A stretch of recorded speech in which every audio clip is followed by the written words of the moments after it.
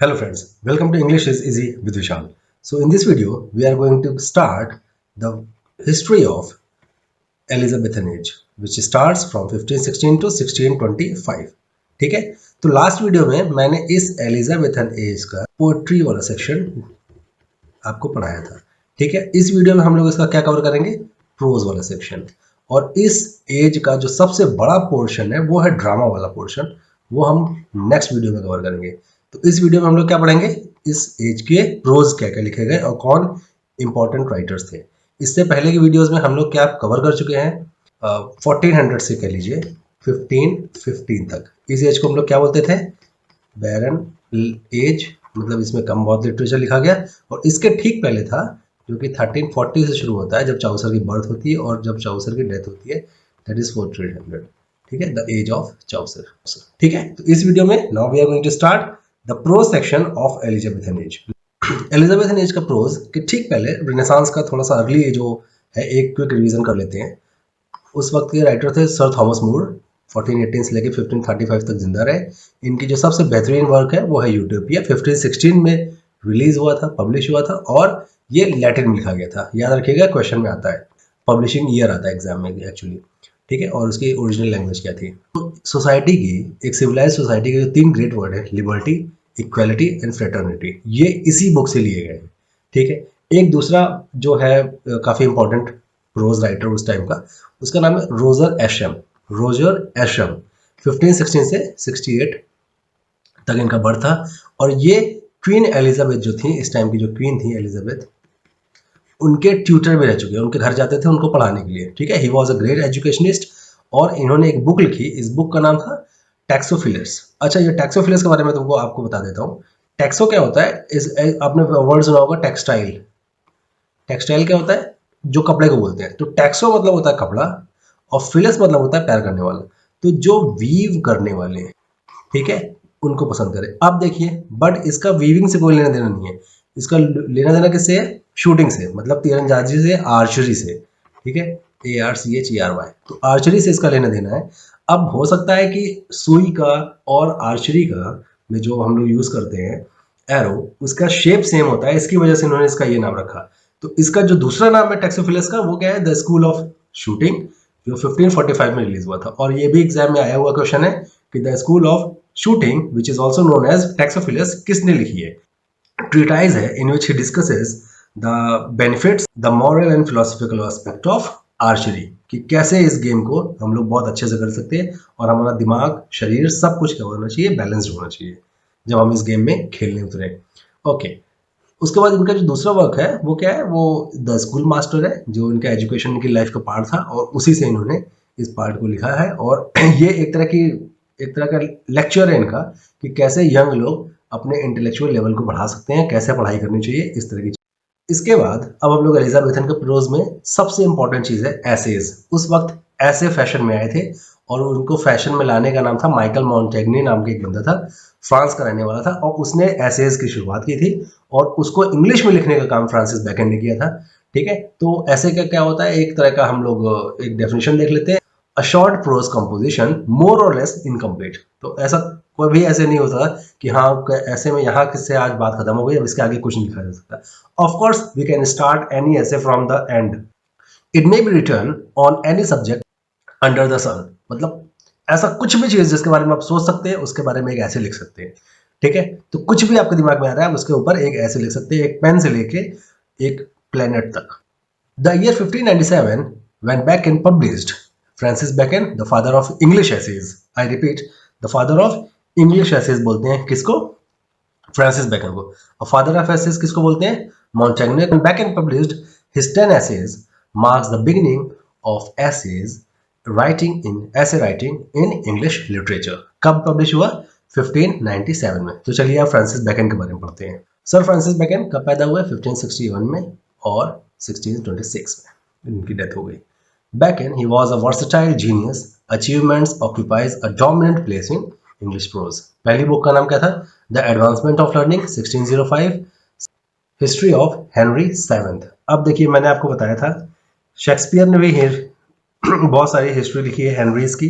ठीक है, कौन कौन सी, 4, 5, 6, 8, ठीक है। अब कौन सी नहीं लिखी, 7th, वो किसने लिखी, फ्रांसिस बेकन ने, ये याद रखिएगा। 1622 में। न्यू एटलांटिस 1626 में, जो कि मौत हो गई इनकी और कंप्लीट नहीं कर पाए। ही occupies a permanent place in English prose due to his essays, 10 in number, in 1597 में जब पब्लिश किया तो फिर उसमें 10 थे। सेकेंड एडिशन आया, ठीक है ना, 15 साल के बाद 16-12 में, और उसमें 38 हो गए। और उसके बाद इनका थर्ड एडिशन आया 1625 में, और उसमें टोटल 58 एसेज हो गए। It represent the meditations of trained and learned man. तो इनका जो माइंड था वो बहुत ही ट्रेंड था, लर्नेड था, एजुकेटेड था और फोकस था। यूटिलिटेरियन विजडम की। अच्छा, यूटिलिटेरियन क्या होता है, basically which things well being of all, जो सबके काम आए, ऐसी ऐसी को बोलते हैं यूटिलिटेरियन। तो एक ऐसा उन्होंने बातें करते थे जो कि सबके काम आती थी। अच्छा, इसी में जो दूसरा वर्ड हम लोग यूज करते हैं वो है, इनकी स्टाइल को बोलते हैं, एग्जाम में आया हुआ क्वेश्चन है कि फ्रांसिस बेकन की स्टाइल क्या है, वो है एफोरिस्टिक स्टाइल। एफोरिस्टिक स्टाइल क्या होती है, it that conveys very profound insight, जो बहुत कम शब्दों में बहुत मीनिंगफुल, बहुत इंसाइटफुल एक ट्रुथ प्रिंसिपल ऑफ लाइफ बोले, उसको हम लोग बोलते हैं एफोरिस्टिक स्टाइल। और ये यूनिवर्सली एप्लीकेबल होना चाहिए, ठीक है। एफोरिस्टिक स्टाइल मतलब कम शब्दों में टिका के बात बोलने वाली बात। जैसे मुझे अभी याद आ रहा है, विकास देवी कीर्ति का एक इंटरव्यू सुन रहा था, तो उन्होंने बोला कि शिक्षा का एकमात्र उद्देश्य है एक होमोसेपियंस को इंसान बना देना। तो देखिए कितने कम शब्दों में उन्होंने कितनी इंपॉर्टेंट बात बोल दी, ठीक है, कि शिक्षा का उद्देश्य है होमोसेपियंस को इंसान बना देना। तो ये एक एफोरिस्टिक लाइन हो गई। Bacon began the work of essay writing in English. तो इन्होंने एक, वो बहुत अच्छा वर्ड है, याद रखिएगा वोकैबुलरी के लिए, इट मीन्स फैशन। वो नाम की एक मैगजीन में आती है जो कि फैशन से रिलेटेड है, तो आपको याद रहेगा, ठीक है। तो इन्होंने फैशन स्टार्ट किया किस चीज का, इंग्लिश ऐसे राइटिंग का। उसके बाद आए भाई साहब बेन जॉनसन, 1573 से लेकर 1637 तक इन्होंने भी एफोरिस्टिक एसेज लिखे हैं, और इनके जो एसेज हैं उसका नाम है द टिम्बर और डिस्कवरीज, ठीक है। उसी को द टिम्बर भी बोलते हैं, उसी को डिस्कवरीज भी बोलते हैं। कब पब्लिश हुआ, इनकी मौत के बाद, दैट इज 1641 में। फेमसली का मतलब होता है after the death of the writer. John Selton उसके बाद आते हैं 1584 से लेकर 1654, उन्होंने बुक लिखी टेबल टॉक, 1689 में पब्लिश हुई। He was also a practitioner of aphoristic essays, और ये बेकन और जॉनसन के साथ खड़े होने वाले, मतलब उनके समकालीन और लेवल में भी, उनके जो एसेज है वो भी लेवल में भी उनके बराबर ही। इनकी दो किताबें थी, the titles of honour 1614 and the history of turtles 1618 में। उसके बाद कुछ कैरेक्टर राइटर्स भी थे एलिजाबेथन एज में। कैरेक्टर राइटिंग को आप ऐसे समझिए कि that it is a kind of detailed character writing. उनका वे ऑफ लिविंग कैसा है, उनकी हैबिट्स क्या है, अटायर क्या है, लाइफ में क्या चलता है, उनकी उनके एक्सेंट क्या है, किस तरह के लोगों से मिलते हैं, क्या उनके थॉट्स हैं, इमोशंस हैं, मोटिवेशंस हैं, उनके कैसे उनके कन्वर्सेशंस होती हैं, कैसे वो इंटरेक्ट करते हैं लोगों से, उनकी साइकोलॉजी क्या है, थॉट्स क्या है। और ये सारे के सारे कैरेक्टर्स बड़े रियलिस्टिक होते थे, उनकी सोसाइटी से होते थे। ये कैरेक्टर राइटिंग आजकल बड़ा चला, उस टाइम पे बड़ा चला, ठीक है। अब इस कैरेक्टर राइटिंग में आप देखिए, थॉमस डेकर नाम का एक बंदा था, वो लिखता है, इनके जो कब पैदा हुए कब मरे ज़्यादा फिक्स नहीं है। बेल मैन ऑफ लंडन 1608 में पब्लिश हुआ, और उसके बाद अ स्ट्रेंज हॉर्स रेस 1613 में पब्लिश हुआ, which are noticeable for the portrayal of vivid character sketches. उसके बाद जोसेफ हॉल आते हैं, ठीक है, good magistrate and virtues and vices, इनकी दो किताबें थी। थॉमस ओवरबरी, इन्होंने बुक का नाम ही लिख दिया कैरेक्टर्स। अर्ल, ये सुपीरियर थे बोथ हॉल और ओवरबरी से, और इनकी बुक का नाम था माइक्रोकॉस्मोग्राफी, 1628 में पब्लिश हुई। George Herbert, a priest in the temple और अ गुड पार्सन, ये उनकी बुक का नाम था। और उसके बाद है Thomas Fuller, holy war and profane state, ये इनकी बुक का नाम था। इसमें जो सबसे इंपॉर्टेंट है वो है Thomas Overbury, Joseph Hall and Thomas Dekker. अब इस एज में हम लोग ने ऐसे को डिस्कस कर लिया, कैरेक्टर राइटर्स को डिस्कस कर लिया। अब हम लोग रिलीजियस प्रोज क्या हुआ इस एलिजाबेथन एज में, उसको डिस्कस कर लेते हैं। तो जॉन टिंडेल, जिनके बारे में हमने पहले भी डिस्कस किया, 1484 में पैदा हुए, 1536 में डेथ हो गई। इन्होंने, ये पहले बंदे हैं जिन्होंने इन बाइबल को ट्रांसलेट किया, फ्रेंच और हिब्रू, लैटिन और ग्रीक में जो बाइबल लिखी थी उसको इंग्लिश में, और उन्होंने बुक ऑफ कॉमन प्रेयर भी लिखी। और यही जो ट्रांसलेशन है ये बेसिस बनता है जो आज ऑथराइज्ड वर्जन ऑफ बाइबल है, जो कि 1611 में पहली बार पब्लिश हुआ था, उसका। रिचर्ड हुकर, इनकी किताब थी द लॉज ऑफ इक्लेसियास्टिकल पॉलिटी। अब इस वर्ड का क्या मतलब होता है, चर्च, ठीक है। तो चर्च में किस तरह के लॉज होते हैं उस पे है। और रिचर्ड हुकर की ये जो क्वेश्चन है ये एग्जाम में आया हुआ है कि ये वाली बुक किसने लिखी है, रिचर्ड हुकर ने। और the authorised version of Bible 1611 भी इसी टाइम पे पब्लिश हुआ था और इसमें 47 स्कॉलर्स थे। अब उस टाइम के जो प्रोज के रोमांसेस थे, चलिए उसके बारे में डिस्कस कर लेते हैं। जॉन लिली, ये एक बड़े इंपॉर्टेंट राइटर है, इन्होंने लिखा यूफुस द फर्स्ट नॉवेल। अब देखिए फर्स्ट नॉवेल का जो ये जो क्वेश्चन है ना, थोड़ा सा मतलब कंट्रोवर्शियल है, क्योंकि कई सारे बुक्स हैं और उनकी एग्जैक्ट डेट पता नहीं होती है, 400-500 साल पुरानी बात है। तो यूफुस कई बार सर्च करोगे तो आपको यूफुस मिलेगा, जॉन लिली का पहला। इसके 2 वर्जन थे, 1578 में पहला वॉल्यूम आया और 1580 में दूसरा वॉल्यूम आया, और इसको कई लोग रिगार्ड करते हैं as a first English war novel.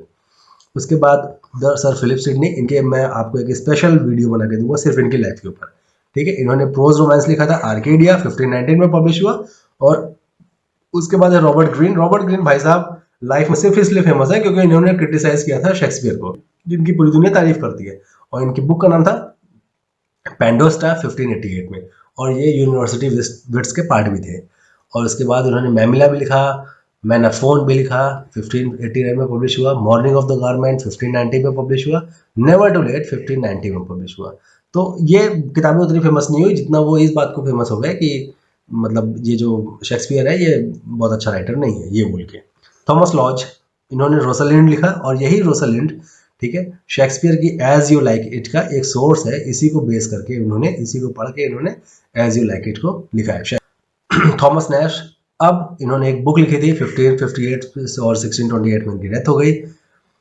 Book का नाम था द अनफॉर्चुनेट ट्रैवलर और the life of Jack Wilton, ठीक है। अब जैक विल्टन उसका मतलब कैरेक्टर का नाम है, तो अब इस बुक को दोनों नाम से आप जान सकते हो, ठीक है। ये एक पहली पिकारेस्क और रोग नॉवेल है। अब पिकारेस्क नॉवेल किसको बोलते हैं, एक सिंपल शब्दों में बताऊं तो एक ऐसे बंदे की कहानी जो कि मॉरली इनकरेक्ट है, ठीक है।